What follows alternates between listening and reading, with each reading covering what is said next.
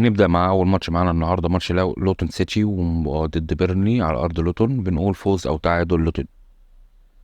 ونروح لدوري أبطال أوروبا. ريد بول ضد ريال سوسيداد على أرض ريد بول. بنقول فوز أو تعادل لريال سوسيداد. يونيون برلين ضد براغا. فوز أو تعادل يونيون برلين. مانشستر ضد جالتاسراي. هنقول فوز مان يونايتد.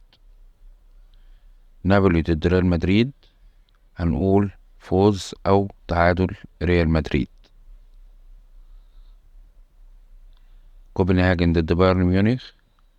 هنقول فوز بايرن ومجموعة أكبر من 1.5 من الأهداف. لانس ضد أرسنال على أرض لانس في فرنسا. فوز أو تعادل أرسنال. اندهوفن ضد أشبيليا على أرض اندهوفن.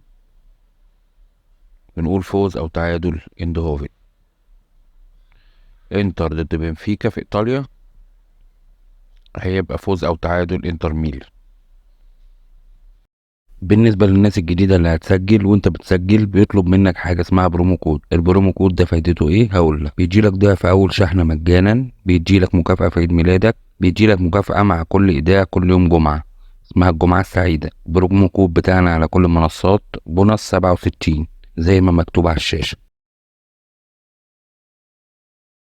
نروح لأول قسيمة معانا النهاردة. القسيمة اللي كانت في الحلقة 9 أحداث و15 و6.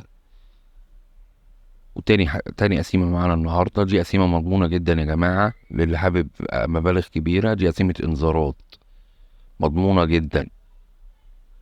ونروح لتالت قسيمة معانا النهاردة. دي قسيمة الريسك عالي بتاعها شوية، لأنها كلها فوز واحد أو فوز اتنين. كده نقول سلام.